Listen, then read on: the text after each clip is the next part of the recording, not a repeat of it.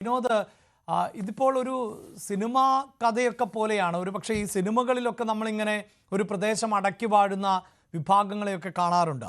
അതെന്തിൻ്റെ പേരിലുമാകട്ടെ, ചിലപ്പോൾ രാഷ്ട്രീയത്തിൻ്റെ പേരിലാകാം, ചിലപ്പോൾ മതസാമുദായിക സംഘടനകളുടെ പേരിലാകാം, ഇതൊന്നുമല്ലാതെ ഒരു പ്രഭു എന്ന നിലയിലാകാം, അല്ലെങ്കിൽ എന്തു പശ്ചാത്തലവുമാകട്ടെ, ഈ നാട്ടുകൂട്ടങ്ങൾ, ആ നാടിനെ നിയന്ത്രിക്കുന്ന നേതാക്കൾ, അങ്ങനെയൊക്കെയുള്ള ഒരു സങ്കല്പം, അതിൽ നിന്നൊക്കെ നമ്മുടെ രാജ്യം ഒരുപാട് മുന്നോട്ട് പോയെങ്കിലും ഇപ്പോഴും അങ്ങനെയുള്ള ചില ശീലങ്ങളൊക്കെ തുടരാൻ പറ്റുന്നവർ നമ്മുടെ അയൽ സംസ്ഥാനങ്ങളിലുണ്ട്.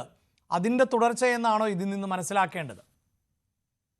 തീർച്ചയായും വളരെ ഗുരുതരമായ ഒരു സാഹചര്യമാണ്. നമ്മൾ അപസർപ്പക കഥകളിലൊക്കെ കേട്ടിട്ടുള്ള തരത്തിലുള്ള സീരിയൽ കില്ലിങ്സ്, അല്ലെങ്കിൽ പതിറ്റാണ്ടുകൾ നീണ്ടു നിൽക്കുന്ന ഇത്തരത്തിലുള്ള ക്രൂരമായ കൊലപാതകങ്ങൾ, ഇതൊക്കെ എവിടെ നടക്കും എന്ന് ആദ്യമായി ഈ വിവരം കേട്ടപ്പോൾ ഇതൊക്കെ ഒരു കെട്ടുകഥയായിരിക്കുമെന്നാണ് ഞാൻ കരുതിയത്.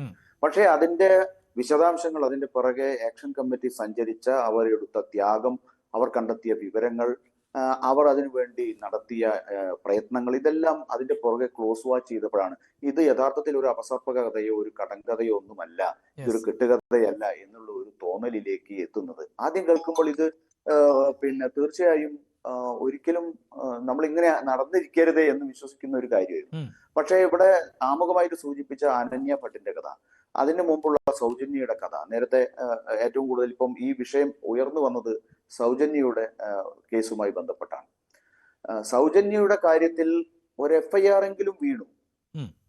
ഒരു വ്യാജ പ്രതിയെ അല്ലെങ്കിൽ തെറ്റായ ഒരാളെ പ്രതി ചേർത്തുകൊണ്ട് ഒരു അന്വേഷണം നടത്തി അതിന്റെ കുറ്റവിചാരണ പൂർത്തിയാക്കി നടപടികളെങ്കിലും നടന്നു എന്ന് പറയാം. അത് ശരിയായ നടപടിയാണ് എന്നല്ല ഞാൻ പറയുന്നത്. പക്ഷേ അനന്യ ഭട്ടിന്റെ കാര്യത്തിൽ ഇപ്പോഴും ആ മെഡിക്കോസിന്റെ അല്ലെങ്കിൽ ആ മെഡിക്കൽ വിദ്യാർത്ഥിനിയുടെ, മണിപ്പാൽ കസ്തൂർബ മെഡിക്കൽ കോളേജിൽ പഠിച്ചിരുന്ന ആ വിദ്യാർത്ഥിനിയുടെ ശരീരം ഇതുവരെയും വീണ്ടെടുക്കാൻ കർണാടക പോലീസിന് കഴിഞ്ഞിട്ടില്ല.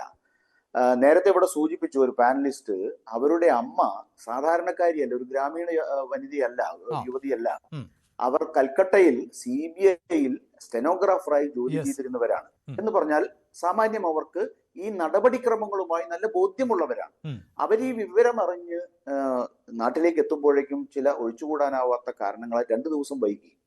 പക്ഷെ അവർ നേരെ പോലീസ് സ്റ്റേഷനിൽ ചെന്നപ്പോൾ ബൈത്തങ്ങടി പോലീസ് കൈമലർത്തുകയാണ് ഒരു CBI ഓഫീസിലെ അവിടുത്തെ മിനിസ്റ്റീരിയൽ സ്റ്റാഫായി പ്രവർത്തിക്കുന്ന ഈ പറയുന്ന അനന്യ ഭട്ടിന്റെ അമ്മയോട്. അവർ അവിടുന്ന് വെറുങ്കയോടെ മടങ്ങി വന്ന് പിന്നീട് പോകുന്നത് അവിടുത്തെ പവർഫുൾ, നമ്മൾ മനസ്സിലാക്കുന്നത് ഈ പറയുന്ന ഫ്യൂഡൽ മാടമ്പിമാരെ പോലെ ഈ ക്ഷേത്രവും അതിന്റെ നടത്തിപ്പും ഒക്കെ അടക്കി വാഴുന്ന ഒരു വലിയ മാഫിയ, അവരുടെ നീരാളി കൈകൾ ആ തീർത്ഥാടന കേന്ദ്രവും അതിന് ചുറ്റിപ്പറ്റിയുള്ള പട്ടണത്തിലും അതിന്റെ മുഴുവൻ സാന്നിധ്യങ്ങളിലും ഒക്കെ പടർന്നു കിടക്കുകയാണ്. അത് ഓട്ടോക്കാരാകട്ടെ, ലോഡ്ജ് ഉടമകളാകട്ടെ, അങ്ങനെ തുടങ്ങിയിട്ട് എല്ലാവരിലും പടർന്നു നിൽക്കുന്ന വലിയൊരു നീരാളിയെ പോലെയാണ്.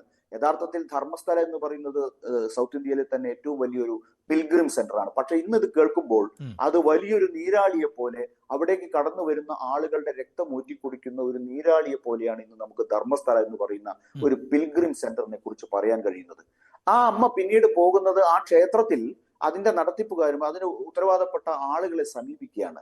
അവിടെ നിന്ന് നമ്മളൊരു കഥ കേൾക്കുമ്പോൾ ഇത് കേൾക്കുകയാണ്. അവിടെ നിന്ന് 4 പേർ അവരെ ക്രൂരമായി ആക്രമിക്കുകയും അവർ തുടർന്ന് 3 മാസത്തോളം ബോധരഹിതയായി കോമ കണ്ടീഷനിലേക്ക് പോവുകയും ചെയ്തു. ഇന്ന് ഇപ്പൊ പോരാട്ടത്തിന് അവർ മുന്നിൽ നിൽക്കുന്നു. 3 മാസത്തിന് ശേഷം ചികിത്സ കഴിഞ്ഞ് വീണ്ടും അവർ രംഗത്ത് വന്നിട്ടും ഇതുവരെയും ഒരു FIR ഇട്ടിട്ടില്ല, ഒരു അന്വേഷണം നടത്തിയിട്ടില്ല.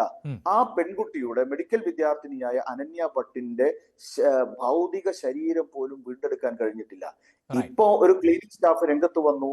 എന്നെ അവിടുത്തെ സൂപ്പർവൈസർമാർ നിർബന്ധിച്ച് പലതരത്തിൽ പല മട്ടിൽ മൃതശരീരങ്ങൾ അടക്കം ചെയ്യുന്നതിന് പ്രേരിപ്പിച്ചു, നിർബന്ധിച്ചു. ഞാനതിന് വഴങ്ങിക്കൊടുത്തു. ഏതാണ്ട് 2012 വരെ, 2014 വരെ ആ പണി 1995 മുതലാണ് തോന്നുന്നത്. കൃത്യമായ 1-2 കേസല്ല. അയാൾ പറയുന്നു, നിങ്ങൾക്ക് 100-200 മൃതശരീരങ്ങൾ ഞാൻ എടുത്തു തരാം എന്ന് പറഞ്ഞുകൊണ്ട് ഒരു മനുഷ്യൻ രംഗത്ത് വന്നിട്ട് പോലും, നമ്മൾ മാധ്യമ രംഗത്ത് പ്രവർത്തിക്കുന്ന ആളുകൾ എന്നുള്ളത് എനിക്ക്, ഞാൻ ഇന്ന് ഈ ചർച്ചയിലേക്ക് ബന്ധപ്പെട്ടുമ്പോൾ ഞാൻ ദേശീയ മാധ്യമങ്ങൾ പരതി നോക്കി, കർണാടകയിലെ മാധ്യമങ്ങൾ പരതി നോക്കി. വളരെ ദൗർഭാഗ്യകരമെന്ന് പറയട്ടെ, ഇവിടുത്തെ സിസ്റ്റം നമ്മൾ 3 തൂണോ 4 തൂണോ എന്നൊക്കെ പറയും നമ്മുടെ ജനാധിപത്യ സംവിധാനത്തിന്. യെസ് ഈ രാജ്യം മുഴുവൻ ഉള്ളതാണ്. പഴയ IPC ആണെങ്കിലും ഇപ്പോഴുള്ള BNS ആണെങ്കിലും ഒക്കെ, അതുപോലെ CRPC ആണെങ്കിലും ഒക്കെ, അതൊക്കെ കർണാടകയിലും ഈ പറയുന്ന ധർമ്മസ്ഥലയിലും ബാധകമല്ലേ എന്ന് നമ്മൾ വളരെ നെറ്റിച്ചുളിച്ചുകൊണ്ട് ചോദിച്ചു പോകുന്ന ഒരു സാഹചര്യമാണ് ഈ കഥ നമ്മുടെ മുമ്പിലേക്ക്, യാഥാർത്ഥ്യം നമ്മുടെ മുമ്പിലേക്ക് വെക്കുന്നത്. മാധ്യമങ്ങൾ പോലും, എന്റെ സുഹൃത്തുക്കൾ ഉൾപ്പെടെ യൂട്യൂബ് രംഗത്ത് പ്രവർത്തിക്കുക, അവിടുത്തെ അവരുടെ യൂട്യൂബ് ചാനലുകൾ വളരെ ഫോഴ്സ്ഫുൾ ആയി അടപ്പിക്കുന്ന രീതിയിലേക്ക് ഈ സംവിധാനത്തിന്റെ ശക്തി വളർന്നു. ഞാൻ താങ്കളിലേക്ക് വരാം. ശ്രീ സക്കറിയ ജോർജ്, അതാണ് ഞങ്ങളുടെ പ്രതിനിധി KV ബൈജു തന്നെ സൂചിപ്പിച്ചു. ഈ 2025 ന്യൂസ് 18 പോലെയുള്ള ഒരു സംഘത്തിന് പോലും